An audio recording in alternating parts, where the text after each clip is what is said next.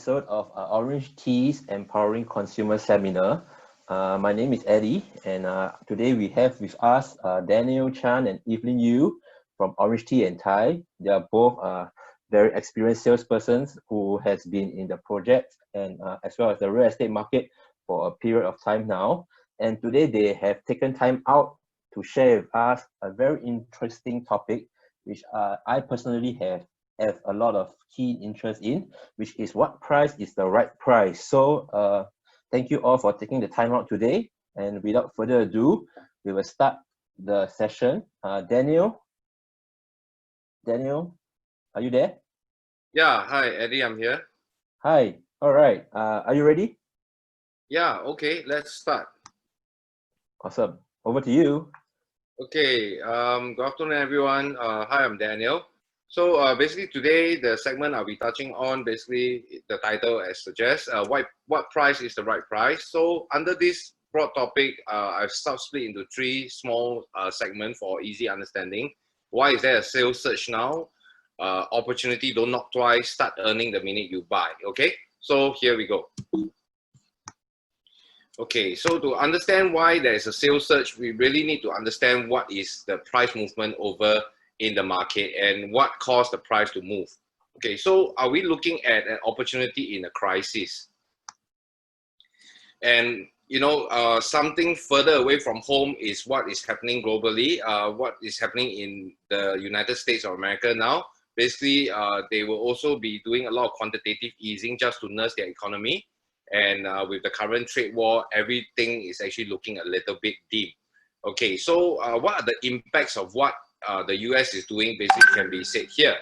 Basically, they are doing printing more money, injecting more money into the market. And why are they doing so? Basically, is to encourage consumer spending. Okay, because when you have lower interest rates as well, when you slash your interest rates, you will encourage consumer spending, thus keeping business afloat. The next thing is that, of course, when the value of US dollar decline because of printing of money, they also have to constantly monitor inflation. And the good thing that we can expect is that we can do think that low interest rate will go through to 2022. As earlier mentioned, the States is you know, taking care of their economy right now amidst the pandemic and also the trade war. Okay, something closer to home. We have seen this news article, which I think gathered quite a lot of interest. And you know, it's so much so that MAS, Monetary Authority of Singapore, debunks large cash flow from Hong Kong. But what is this news article about? Basically, it's trying to say large funds, a lot of hot funds are actually coming to Singapore in terms of cash deposit and foreign currency deposit. So how much is that amount? Okay, so basically deposits from residents outside of Singapore actually jumped 44% to highest level of 62 billion. Foreign currency deposits usually would trend about 7 to 8 billion range for the past few years, and all of a sudden it has surged. Foreign currency deposits soared 4 times to close to a record 30 billion. So what is the takeaway? And why are people doing this? Basically, they see Singapore as a safe haven for their money. So that is the reason explaining why hot funds are coming from Singapore. Whether is it from Hong Kong, or whether is it from elsewhere, you know, I think more importantly is what Singapore is being regarded as in this time of world crisis.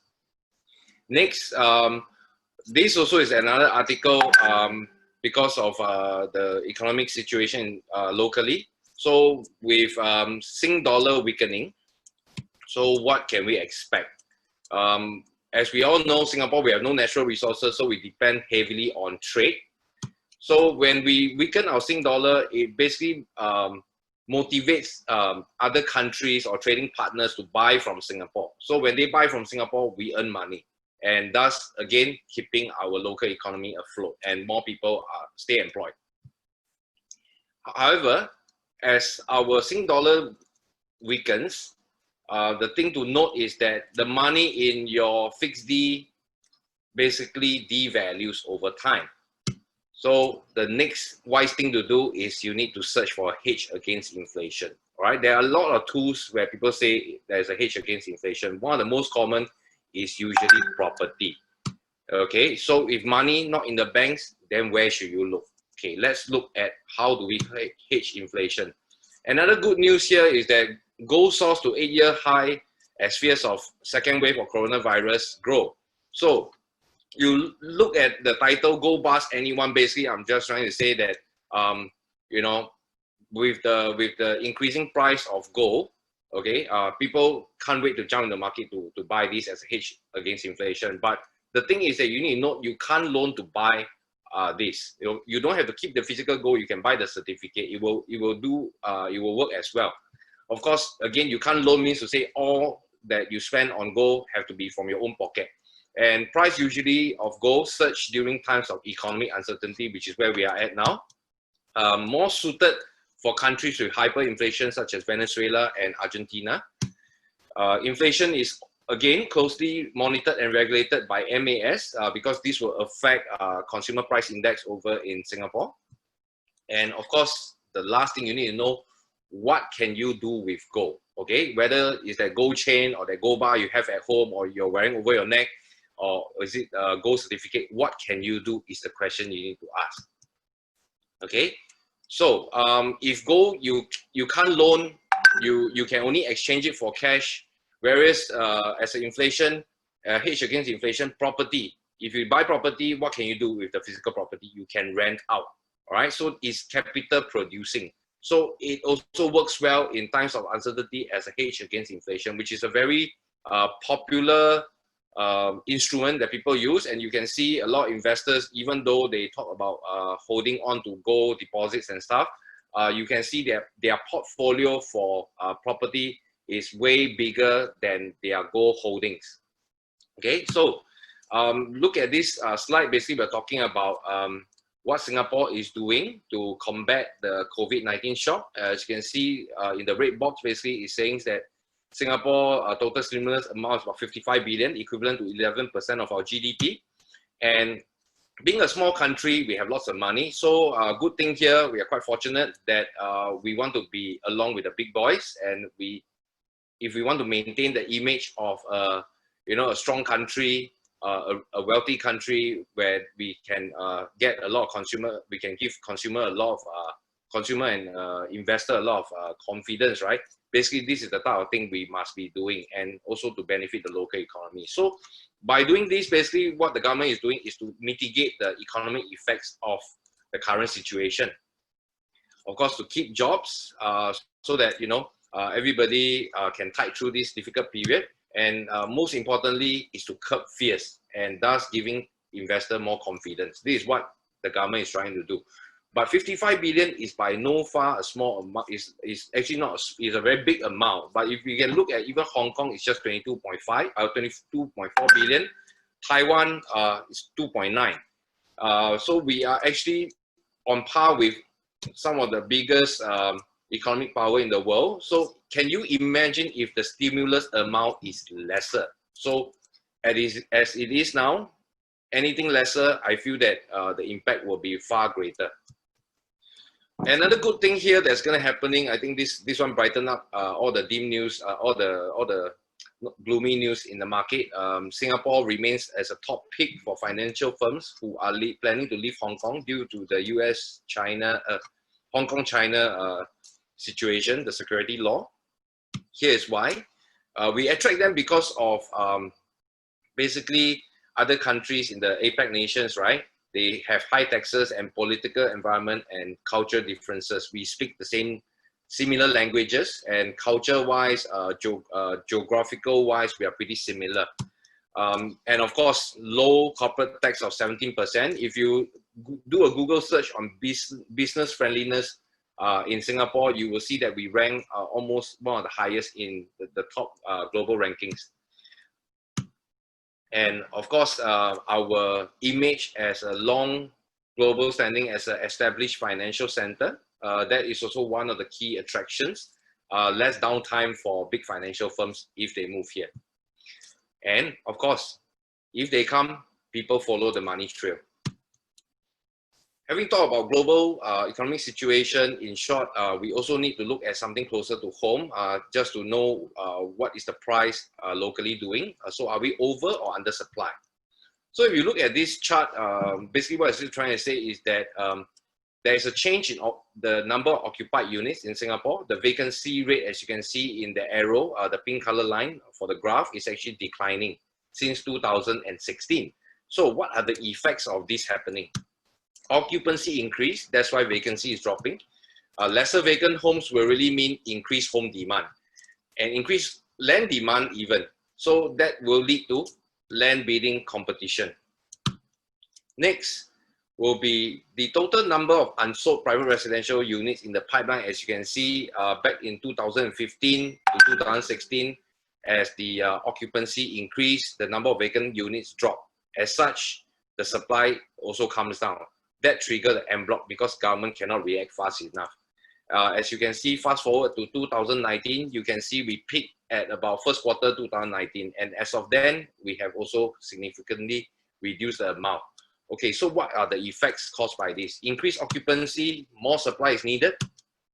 Slow GLS, what I meant is that government can't react as fast as private developer who is always on the constant lookout for profit. So that will also lead to more en bloc if they can't buy land from government. Higher land prices really means higher selling prices. So what do you as consumer risk? You risk lower capital gain and of course, higher monthly installment. If you look at the pipeline supply of private residential unit NECs, you will see that based on the rectangular red box here, right? These are the units that's gonna TOP. TOP means to say you take physical possession of the unit, you can move in and stay. So if you look at 2021, 2022, and 2023, right, these are the years whereby most units will complete. There and after 2023, you will start to see a very steep decline. In 2024, 4,677 is going to complete. As you can see, the bulk of it is actually highlighted in the maroon color. That is really the private condo. And the pink color segment is the executive condominium segment. After 2024, as predicted based on current day, it's expected to reach zero. So what are the effects again? So low TOP supply after 2023, home demand builds up, GLS plus en bloc to supply. Okay, government and en bloc market probably have to come back again. Land bidding starts. The question to ask, will land tomorrow actually cost less? Since when are we used to things getting cheaper in Singapore? I think in any parts of the world, things don't become cheaper. They become more expensive over time.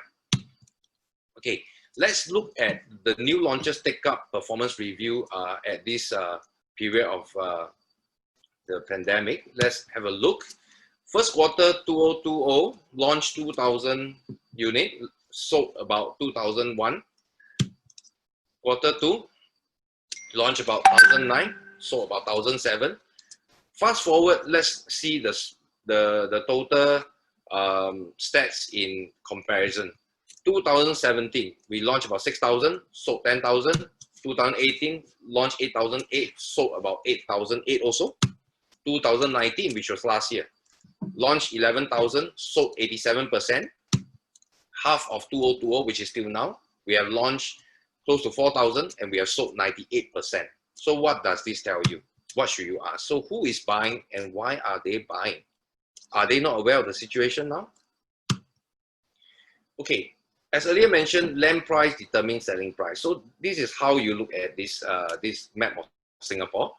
If you can see the black boxes that just appear on screen, basically these are the land prices of projects in the western part of Singapore, very close to the gray area highlighted on the map. That's RCR. A white color zone is basically outside of central region. Orange color parts of the map is basically talking about your high-end regions such as your River Valley, Bukit Timah area, and of course your Tanjong Pagar, Shenton Way area. That's your core central region. So if you look at land prices over at, like, let's say the black color boxes, right, it ranges about close to 1,000, but not yet peak, not yet across the 1,000 mark. And some of them actually remains within the rest of central region. If you see the red color boxes, it will highlight to you those that are of significant comparison in today's market. If you look at Midwood, which is over in Hillview, outside Central Region Zone, the land price have exceeded 1,000. So that means selling price can't be that cheap.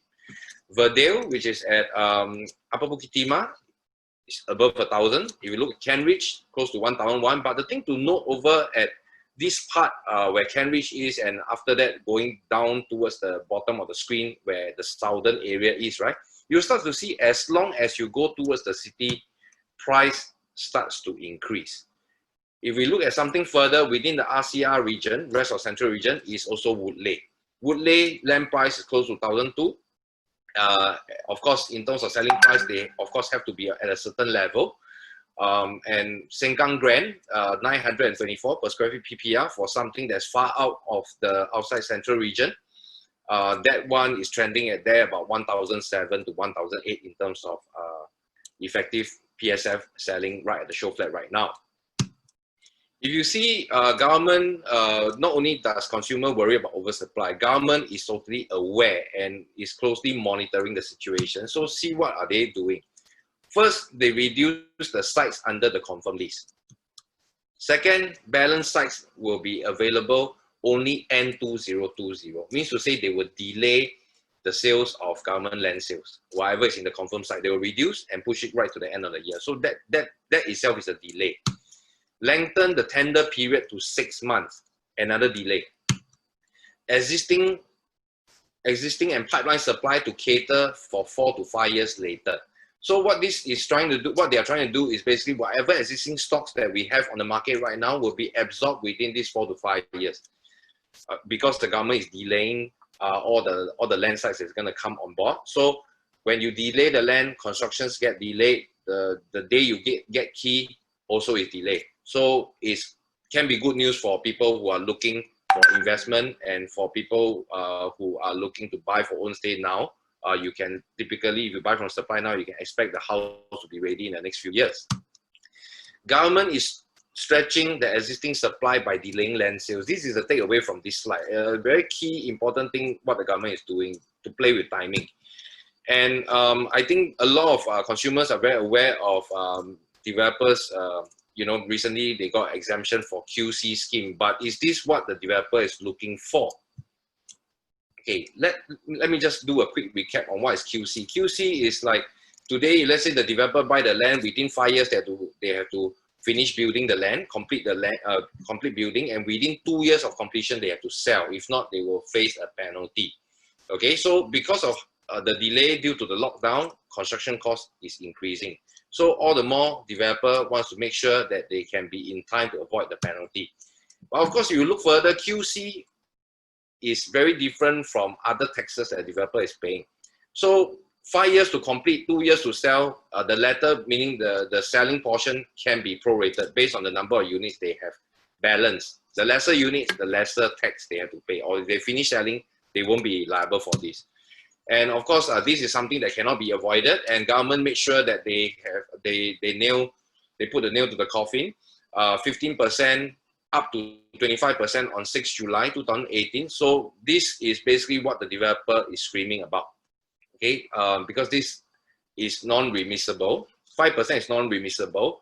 So if let's say if they cannot fulfill this, then again the tax is much more than QC. Realistic selling prices for home buyers, because the developer is really faced with this. There's no two ways to it. If you look at private residential sales volume, let's see the volume over the last 10 years. This is talking about new sale over at the left-hand side of the screen, the orange color bar chart. You will see that the massive transactions actually happened in 2010 to 2013. 2010, thereabout, is when the market was really very hot.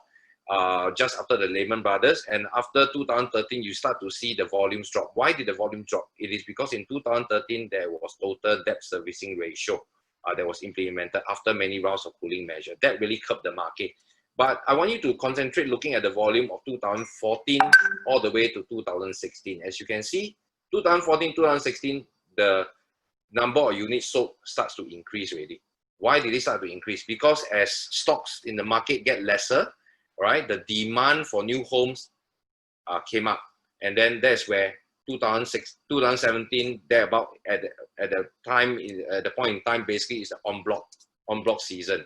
All right, it lasted all the way till 2018. Come 2019, which was just last year, we transacted close to 9,100 units. So we see this volume over 10 years, the annual take-up rate is there about 11,000 units. For past 10 years, we have sold 112. As of quarter 2, 2020, the number of units we have left is 49,000 units. So 49,000 units, assuming 1 year take up 11,000, so it will take 4.4 years to exhaust the supply, unless new land come on board. And bear in mind, whatever I'm telling you here, no cooling measures have been released as of late. After 2000, nothing was released since the numerous implementation before and after 2013.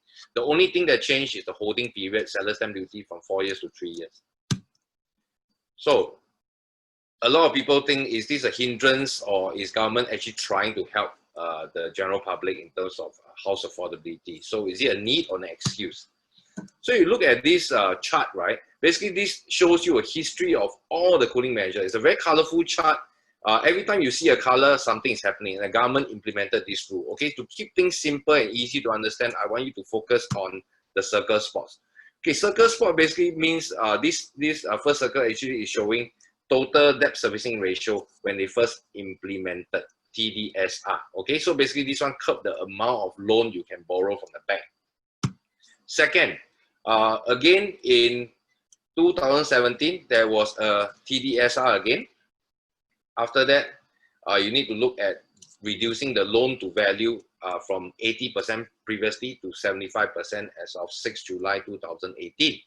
But you see all these measures, the thing to note is that you see how the graph is moving. It came down or flat line, but after that, it still go towards a higher ground thereafter the cooling measure. Okay, so is the cooling measure effective? Can you imagine without all these measures, how would this line be looking like? Of course, if only we can, okay? If only we can. If you bought earlier, so what can you enjoy? Island-wide pricing has been on decline since 2013, so good entry price. But of course, if you can turn back time to 2013 and reduce seller's stamp duty period from 4 years to 3 years, basically, to a lot of investors out in the market, they're thinking of this as a signaling effect, you know, that government is changing its stance on property market since probably the market has cooled down after so many rounds of cooling measure. Next, TDSR 60% threshold don't apply for those who are taking loan 50% and below. So this is also something that came out previously back in 2013. This was not there. So this is a new implementation. So then again, it also goes to signal something for people looking to buy. Next, it is something that we have to note from private home sales surged 34% from 2016. Highest ever was in 2013, close to 15,000 units. So basically, from 2016 until now, it surged about 34% in terms of total home sales, private home sales volume. The return of en bloc fever in the 2016-2017 period, you see that the total sites total at 69 sites total, and the total en bloc sum is close to 20 billion. Next, of course, we talk about cooling measures, but what does loan to value actually, how does it go to affect buyer? Okay, if you imagine you're buying something 1 million, previously you can loan early on, maybe in 2003, you can basically loan up to 90%. So 100,000, $1 million in terms of property purchase, you can borrow up to 900,000. Thereafter, it came down to 80. Now is 75. So means to say more cash and CPF from your end and less from the bank. So when the borrowing gets harder, it will hope, government hope that it will calm the market down. But let's see whether it does. Okay, and of course, on the right side of the screen, latest cooling measure on 6 July, additional buyer's stamp duty came back. So plus 5% throughout. So let's say as a Singaporean, if you buy your second property, The additional buyer stamp duty before it was raised is 7%. Now look at this part is 12%. If you look to buy the third property, previously it was 10, then now it's 15. Even PRs and foreigners are also affected. Developer, likewise, government have to play fair. Everybody go up by 5, developer also have to add another 5. Okay, something that probably not everyone knows is that on top of the TDSR measure to make sure you can, qualify for the loan amount that you require based on the purchase price and against the income that you earn, is this little known thing as a stress test.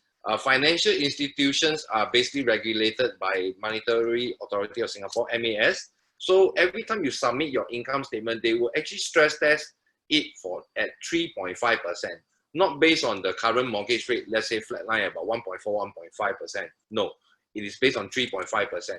Why are they doing this? It's because the government want to make sure that in the event of a sudden spike in interest, we won't have people, we won't have consumers facing mortgage problems and they start, doing fire sale, and that will affect the market in general. And of course, having these borrowing curbs, right, it actually helps to basically tame the market and, you reduce risk of a bubble. Okay, little finding here, UBS Global Real Estate Bubble Index, September 2019, which is pretty, just last year, not too long ago. Let's look at what happens when low interest rate persists. So if this persists, okay, and there is no total debt servicing ratio or there's no stress test or proper regulations put in place, right? What happens is that low interest rates encourage buyers to go into the market. But without proper monitoring, it will cause a bubble. Okay, but look at where we are at now. Affordability remains and always will be a key risk when you buy property. But you need to see the government regulation. Affordability has worsened in Hong Kong. This is not something new. But of course, if you look at the bright side, Singapore actually improved the most. If you look on the world map, the green color at the bottom right of the screen is where Singapore is. We remain in the fair value zone. So still very safe here. We are not facing a real estate bubble. And of course, having tell you all this, now I will review to you who and why they are buying.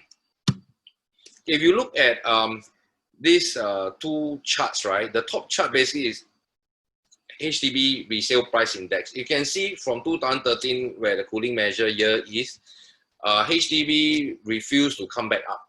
29 quarters of straight decline. 2013 was even before the year where Lawrence Wong, Ministry of National Development, say that only 4% of the total HDB in Singapore will qualify for en bloc. Okay, it was not that news that brought the market down. It was actually the mortgage service ratio, because you can't loan. That's why the house price have to come down to accommodate the market. If you look at the private resale index, you will see that TDSR, again, in 2013, price decline, 4 quarters, price decline since 4th quarter of 2013. Thereafter, right, 2017, it starts to go up, and it climbed 13 quarters straight till now. It has not come down yet. So that's why the government need to have 5% extra ABSD and minus 5% on loan to value, all at the same time.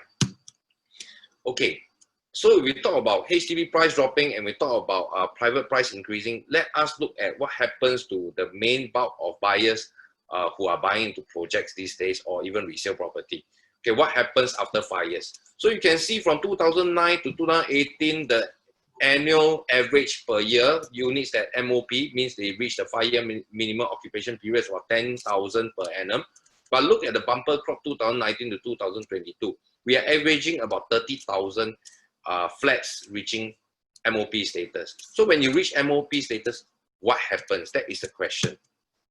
So you see from this chart, HDB owners or residents, they are actually moving to private. You can see the bottom part of the screen where the bar chart is. You will see that from 1985 to 2000, the HDB ownership actually went up from 81 to 88%.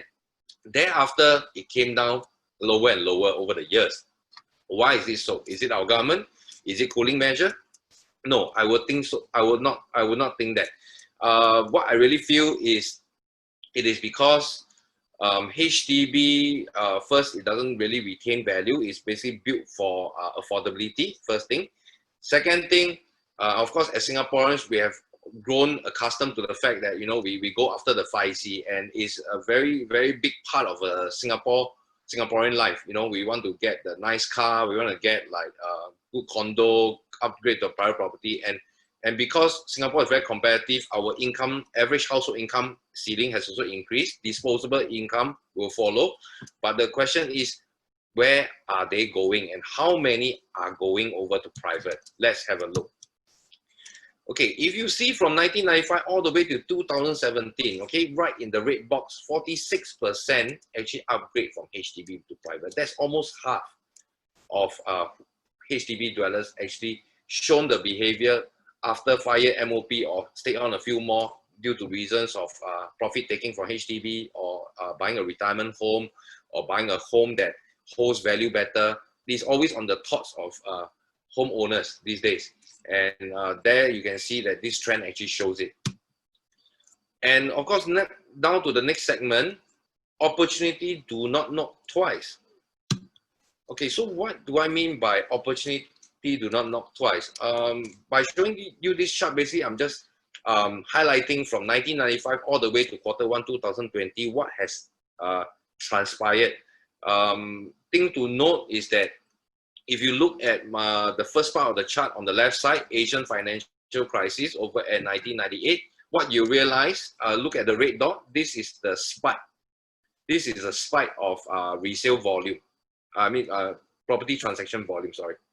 And then if you look to the next crisis, 9/11, there's a spike. And then, of course, if you see from SARS, it spiked all the way to the Lehman Brothers financial crisis. Thereafter, shortly after H1N1, and then it came up again. That is the reason why there are so many cooling measures. Have you imagined without all these cooling measures, what happens to home price? And during when these crises are happening, I would invite you to look at the bottom of the chart where you see the red color lines. This basically highlights a negative GDP. And it is also under this negative GDP timing that you see house price, transaction volume goes through the roof. Sounds a bit funny, right?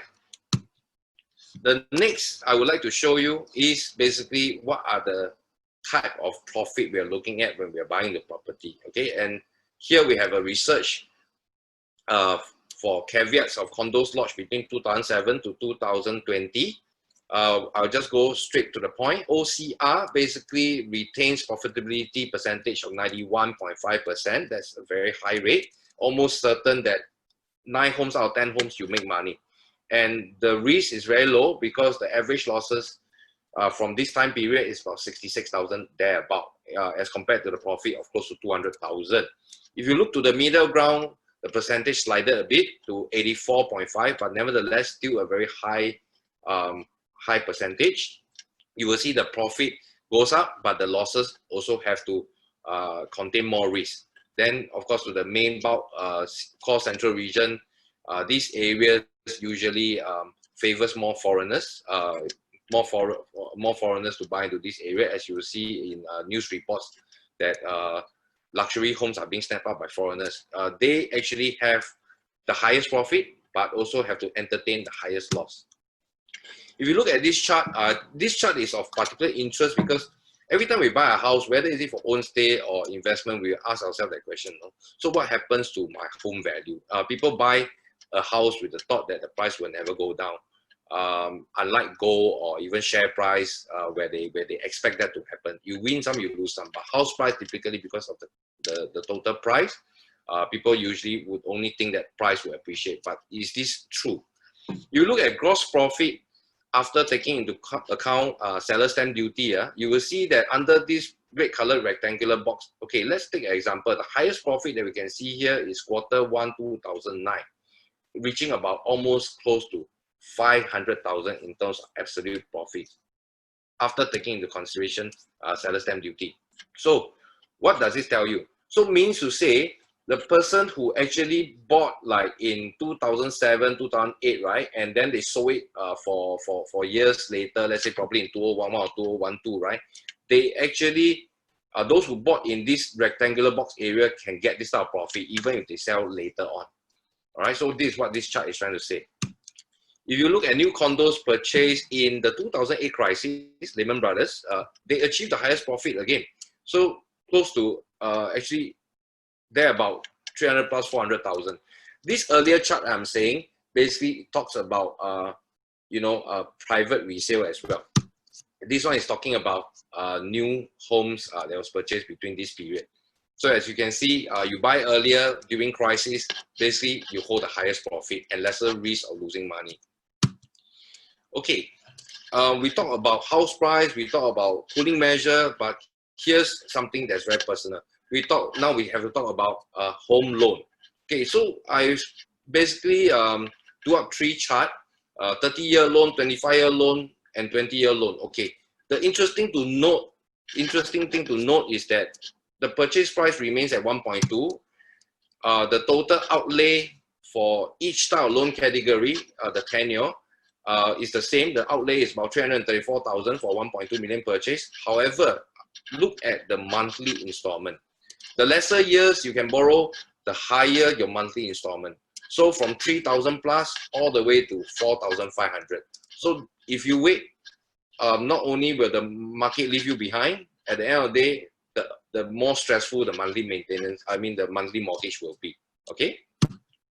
And if you look at this breakdown, basically we are talking about a resale property. So if you buy a resale property, let's say today you go and buy one, 1% to get the option to purchase. Within 2 weeks you exercise, so it's 1 plus 4 equals 5%, right?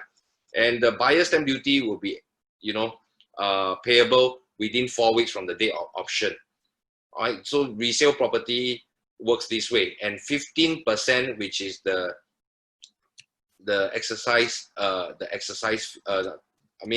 second down payment, that one will be by the 14th week. And you will see that the price remain the same, 1.2 million.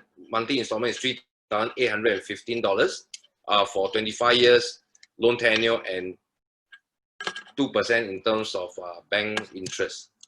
Let's look at if we compare this against resale and what happens. Okay, if you look at resale, if you look at new launch, right, you still pay the same amount of down payment, 5% on booking, buyer stamp duty on the 7th week or later, 15% on 8th week or later. Why I say later? Because it is in situations like this that, developers, they understand, consumers, they probably need more time to sell their house. The funds haven't come back, they don't want to lose out by taking a bridging loan and all the hassle of taking a bridging loan. So it depends on developers' flexibility. Okay, so what I'm trying to say here is that if you buy directly from a new launch through a developer, that is usually you get to keep the money longer, and then after you can use the money for something else. Okay, if you look here, the bottom part, this one is being paid progressively. As mentioned, new launch, paid progressively over 3 years.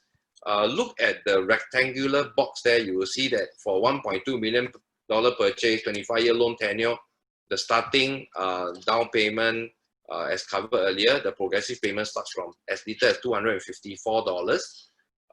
You pay a few months of that, and then you go down 763, then 1017, you pay all those amounts for a few months. Okay, so how does this benefit you? The monthly installment at the end of the day is still the same as buying a resale property.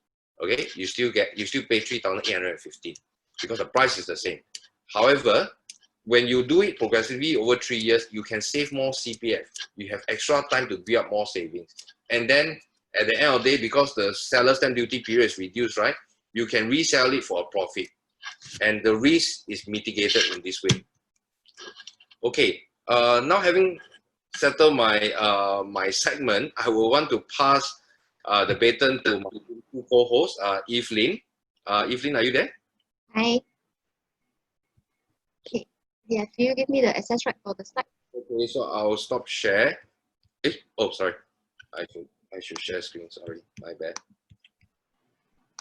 Okay, Evelyn, have you requested? Just give me a second. Okay. Okay. Okay, here we go. Okay, so I will share this moment with you, which is earn the minute you buy. Sorry, the screen, Is it? I requested already. Yeah, I actually, sorry, we have a little bit of a technical issue. Oh, system preference, just give me a second. Hey. Can you use it now? No, I can't. Oh, okay. So let me stop share first. Can on your end, are you okay? So sorry about it. Just give us a while. Sorry. Um, Let me just share screen. Hey, sorry, pardon me. Can you request one more time? Sure. If you can't, then I'll just manually help you with that. Okay. Yeah, I approve. Can you try it? Sure. No, Oh, okay. you can't. Okay. Why don't I do the slide for you? Is that Sure. okay? Yeah, Okay. can we move to the next slide, please? Then Okay, I'll be sharing with you during this pandemic, which is in Q2, there's a surprise rise in 0.3% in the new home private sale prices. Okay, next please.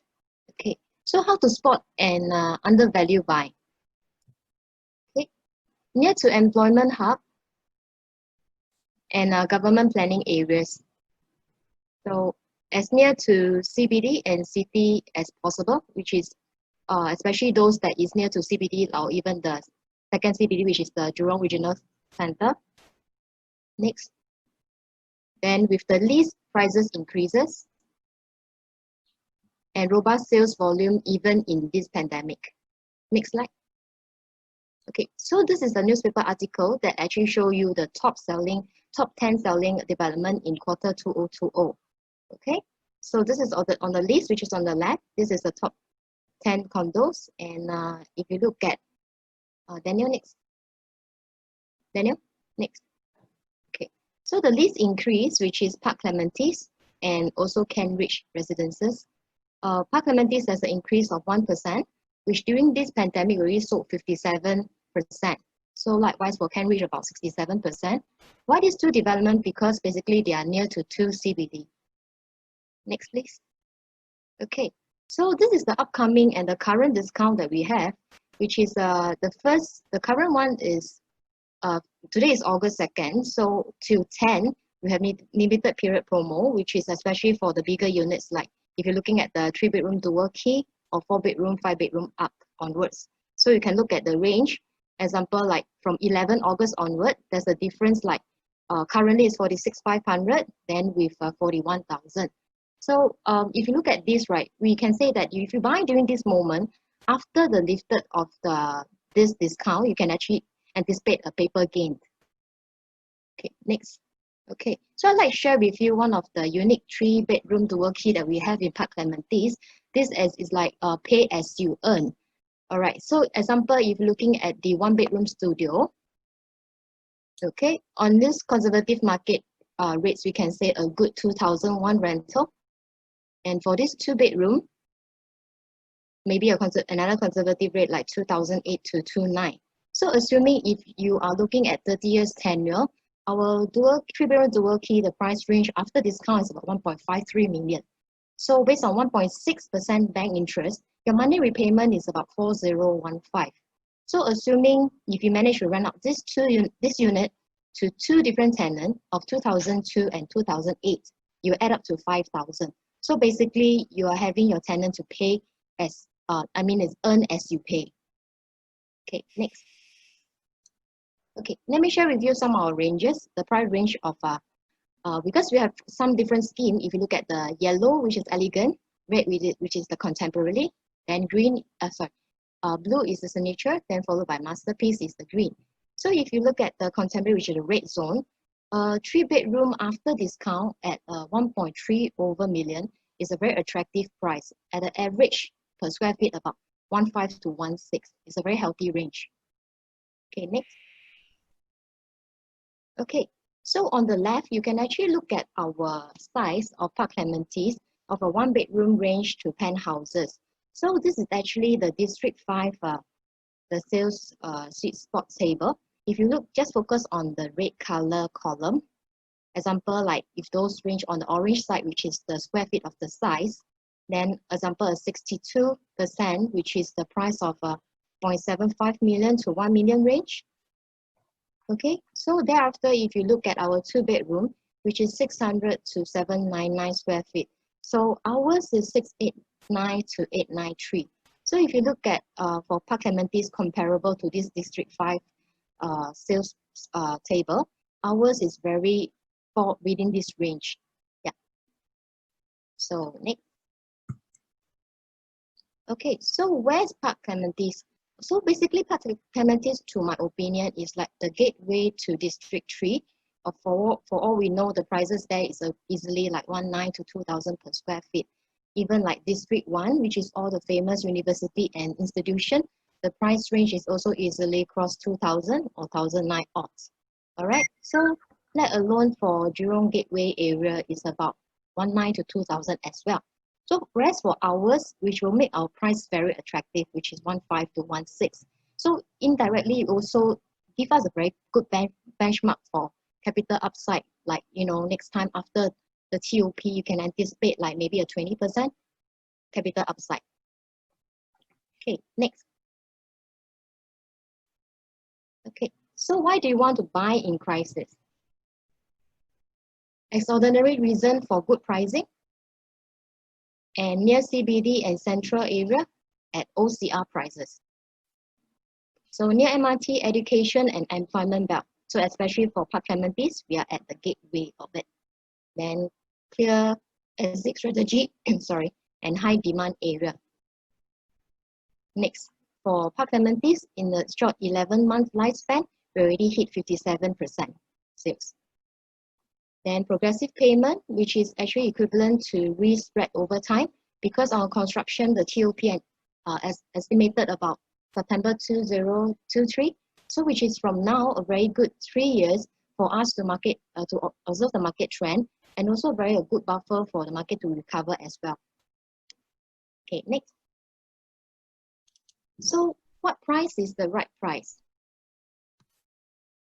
Actually, there's never a right price, only the right opportunity, which is like now. The bank rates is also very attractive at about 1.6% on average. And the right property. Okay, important also buy within our affordability. Okay, thank you for your presence. So Daniel and I have already finished our presentation. I'll pass on to Eddie from here. All right, thanks, Evelyn. Thanks, Daniel, for your kind sharing. So friends who are in the session today, there is a Q&A function below where you can post any questions that you may have with regards to today's presentation that you can post to either Daniel or Evelyn, and they will be here to answer your questions. But meanwhile, you guys, you may keen, there has been some questions that have been coming in. Evelyn has answered a few. There's one question on TDSR, so I think those are here. You can take a look. Maybe on the question that on the first property, what kind of property should I look at? Maybe Evelyn, since you answered that already, maybe what are some of your views? You know, if you are a first-time buyer property, you know, give a scenario like what should they be looking at in terms of what kind of property they should be looking at as their first property. Okay, first property usually will normally recommend something that is within their budget. Then at the same time, location also play a major part, especially if they're looking at new launches. They should anticipate that the construction will take approximately about 3 to 4 years. So they have to plan like their lifestyle in the next 3 to 4 years will be near to which location. Because individual preference, some will prefer to be near to their parents or near to the workplace. And there you will fall within your budget. All this will slowly fall into place. Yeah. But I will usually recommend a central area where you can accessibility to all places. Oh, that's the most flexible option. I mean, so I guess the key thing is accessibility as well. But if I were to buy a new launch, then where will I stay? Because you said it won't be ready for 3-4 years, assuming that we need to move out. Do you think I should rent or what? Maybe Eddie, maybe I take that question. Sure.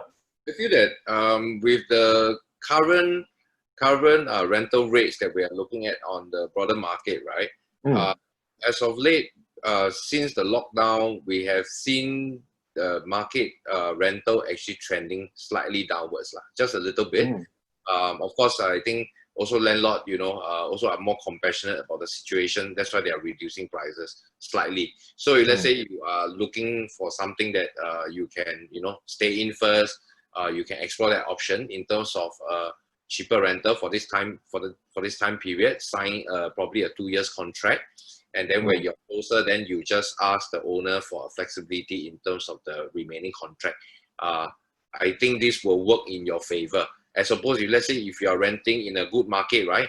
Let's say in a central location, 4-room flat easily is about 2005 to 2008 easily. Oh, wow. If let's say based on today's market trend, we can see that it's very healthy. It's actually much more reduced. Some are even going at 2003 or 2004. So you can save a few $100 there, or even up to $500 in terms of absolute renter. So $500 savings a month, 1 year is $6,000. It's actually quite substantial savings. But of course, then again, when you move into a new house, at that point in time, because you buy early, you can choose at that point in time whether if the price works in your favor, you can already sell, because the seller's stamp duty is 3 years only. But of course, if you choose to move in, it will still continue to appreciate because you are buying in at an early time. Oh yeah. So on that topic, I mean, the new launch also, it kind of gives you the flexibility to decide whether you want to stay in or not upon TOP, I believe. So just for those who are not very familiar, does the SSD actually start on the time period? Does it start on the day you make the purchase, or does it start upon the TOP, like the MOP for HDB kind? It's typically different. Private a little bit different from HDB. HDB, as I mentioned, due for affordability, want to be fair to everyone. Unfortunately, for HDB, is based on the date you become owner, which is the date of completion. Your MOP starts there. For private, seller's stamp duty basically starts from the day you exercise your option to purchase, or sales and purchase agreement for new launch. So while you're waiting, the property is already picking up gains along the way, because as the developer starts to sell more unit, the discount will reduce. The discount factor will sure reduce. At the early stage of the launch, they usually, to get a robust sales volume, it's good for investor shareholder sentiments also. They typically will not price themselves out. But of course, more important part of their strategy is to acquire as many sales as possible. But of course, probably earning lesser profit in a time like this, but sales still continue. What they want is consistency. All right. Because if they don't, government, the ABSD, the QC, will catch up. So there's no incentive really for developer to price themselves out. So you can definitely expect a good price, and as along the way the paper starts to gain, the property starts to make paper gain, right? Typically when a TOP, the demand will also pick up. Why is that so? Is because it is easier to touch and feel a property. It's more heartening. You can touch and feel a property immediately. You can move in. That is the reason why people are paying extra on TOP. Okay. Right. I hope that answers some of the burning questions about the difference between TOP, MOP, and whatnot. Of course, if you want more clarification, please do contact your Orange Tea salesperson who invited you. They might have more opinions and views on this topic as well. Right now, I have another question that came in by Wei Sun. He is asking, do you know if foreigners who buy a property here will get any long stay privileges? So I think I'll ask Daniel this first on what do you think the buyers, I think what he's trying to say is there any advantage of a foreigner buying a property here in Singapore? Okay. I feel that basically for foreigners buying into local property, there is basically a lot of how to say, it really depends on the type of price point you're buying. I mean, of course, if you are like some celebrity, you probably can give the local government some sort of economic benefits, economic contribution to the Singapore society at large. I will see long-term visit pass being granted as not an issue. But of course, if it's just purely for speculation and putting safe money, keeping your money safe, I would think that is not so easily done. But I think at least you mentioned that the Singapore market is quite stable. So on hindsight, at least if they are buying a property here, they can be assured also that their property value will probably be safeguarded in the long run, right? Definitely. I think why we have, okay, you asked this question. Let's say we look at our competing financial hub in nearby, let's say Hong Kong. Hong Kong, before the China-Hong Kong incident, the security law enactment, right? It was actually prosperous. Big financial firms are there. You have all the big US companies over there. It's not to say Singapore don't have, but right until that point in time, as long as the political situation is stable, that's also the reason why Hong Kong prices is increasing very rapidly. There was a period of time I read from a news article, even during the riot, there are people queuing up for houses. Oh, wow. Is that hot there? So typical young person who buy a house there, you will take a longer number of years of your income to fully pay your house. Whereas in Singapore, you get the location, you get the financial hub status, you get an area whereby the economic and political situation is very stable. Our price may not grow as fast as Hong Kong, but nevertheless, it's something that is appreciating because of the demand of having Singapore being able to portray its power overseas as well.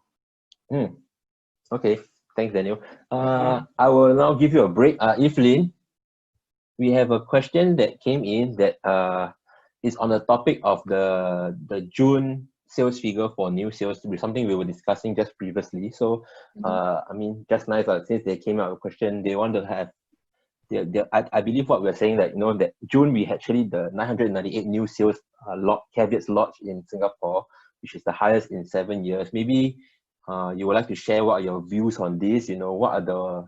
Where do you see the bulk of the transactions happening in Singapore on this aspect? Okay. First half for the residential sales volume, mostly from OCR, we have 44.4%. So mainly on this project like Park Clementi's, Treasure at Tampines, and also Florence Residences. So for RCR, we have a good about 33.4%, which we have Park Esta and Kenridge, Jetscape, Sterling, and Daintree. So likewise, the balance, which is CCR, that will be 22.2%. So of course, I also agree that during this period, they will be running some promotion. So if you want to have more information, you can actually look at find more information from the agent who invited you. Yeah, so I believe they can able to furnish you the rest of the information. Right. But based on, Park Clementi's, since you're just nice the project IC for Park Clementi's, maybe you can share, what is it that draws the amount of traction in, volume of transaction in June itself for Park Clementi's, maybe a bit? Okay. For launch, this normally it really depends on the sales because in the short 11 months we already hit 57%.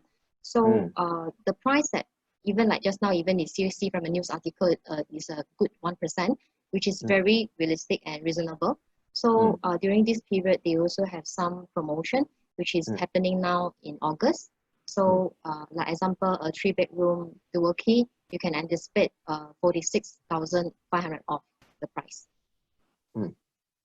Okay, so that's some of the insights of what's happening at Park Clementi's. Yeah. Daniel? Yes. Do you have any insights for Kenridge Hill since you're the IC there? Oh, okay. I feel that now we're on the topic. Kenridge Hill basically is a low low-rise, what we call low-density project. Yeah. Of course, different buyers like different vibes of environment, but of course, both Park Clementes and Kentridge share similar character attributes other than the environment. Park Clementes, we're looking at something that is like more to the heart of HDB town, $1 million HDB town. Clementi, it is one, right? So in terms of daily amenities, you know, food, kopitiam, hawker center, lots and lots around. Whereas Kentridge is for buyers who appreciate the type of environment, you know, a very peaceful living, very tranquil, you know, away from the hustle and bustle. However, at the same time, not willing to compromise on the convenience of transportation, and still want the appreciation of what the property can fetch. Because both Kentridge and Park Clementes, they all fall along the Greater Southern Waterfront zoning. As such, you would expect to see things happening not very much later. Just a quick timeline: Kentridge Hill Residences 2025. The Circle Line will be complete, which links you directly from Pasir Panjang all the way to Marina Bay Financial Center. So easy access means to say easy travel to these working places, and such your house demand will also pick up because easily accessible. And people who you know, buy into this location, you can expect that there will be such a thing called a ripple effect, just like I showed in an earlier slide, whereby prices of some projects, let's say example Daintree, we have Park Clementes, over at the RCR and OCR region, right? Because of the city prices becoming more expensive, it will also spur price increases at the outer segment as well. So I would see that when Greater Southern Waterfront comes up, it will help boost not only a price at Kentridge, but also Park Clementes. So it's basically something that one stone, two birds sort of thing. So it's just really depending on what sort of environment you like. Right. All right. Thanks. We have one last question before we end off this session, and it's directly at you, Daniel, because it has your name big over there. Wow. They ask you, do you think that the TDSR scheme is helping buyers like me? Maybe I'm thinking is whether do you think they should be removed or not, the TDSR scheme? Okay. I mean, what I'm sharing is just purely personal thoughts and my observation of the market. I feel that as I was an agent back then in 2009, that period was a very bullish market. At the time, you know, it was so hard to buy a house, really very hard to buy a house, because every seller you're looking to go to their unit, the prices was very, very high. All right, and people just buy without even looking at the house. It's that fast. I sold a house in 5 minutes before. That was like not so many measures being levied onto consumers these days. But of course, I personally share the view with a lot of agents alike that I feel that TDSR is a much needed instrument to you know, keep the price in check, so that our Singapore prices, right, in the property remain sustainable for the younger generation to come. I have a cousin who lives in Hong Kong. I've asked, yeah, my auntie is from Hong Kong. So I asked her, why don't you sell your house? You'll be very rich. She told me the exact same thing as any Singaporean seller would tell me. Yes, I get the cash, but I cannot afford to buy. But Singapore property, there are a lot of choices, all sorts of price point. Whether is it HDB, whether is it private, investment, and retire at the same time. But Hong Kong, typically, you really need to be cash rich, because as I earlier mentioned also, the income to property price, that ratio, right, is spiraling out of control in Hong Kong. As such, earlier when we talked about the UBS inflation, the real estate bubble index, right? Hong Kong has been first two spots for a very long time. So even right at this pandemic, you know, 2019 till now, I don't think the spot has changed a lot. So I feel that TDSR, ABSD, as much as we don't like it, we feel that the government is trying to make money from us, but they are fair. You know, they levy on us, at the same time they levy on developer. Because I feel that if without all these measures, I believe a lot of people will be priced out, including myself. So I feel it's a good thing. It's But a good thing still to keep. we don't know when it will be released. But so far since 2013 till now, 7 years have passed. People have been yearning for the release, but I think nothing as yet. I don't think so soon. Because even during the pandemic, people are buying like 7-year high type of transaction volume. How as a government, how do you take away the measure and foreigners price the locals out? That's the answer that I share. That's very true. All right. Thanks, Daniel, and thanks, Evelyn, for your time and attention and sharing today. We are running out of time, but if you have any questions that you would like to ask them, definitely you just arrange with your Orange Tea associates, and they can arrange a session to meet up with Daniel or Evelyn, or just pop by the show flat and look for them lah. One is at Park Clementes and one is at Cambridge Hill Residences. Yeah. So without further ado, I think we will like to end today's session. Anything to add on to them before we end off, Daniel? I think that'll be all. I thank you for your time. Thank you everyone's time for hearing us out. I hope you have some takeaway from this session. You have further questions, no problem. Just feel free to reach out to us. Thank you for Evelyn? Yeah, nothing much for me. Thank you. Thank you. All right. Thanks, everybody. And have a great rest of the Sunday. And do stay safe. Stay healthy. And we look forward to seeing you at our next Consumer Empowering Seminar brought to you by Orange Tea and Thai. Thank you and have a great Sunday ahead. Bye. Bye.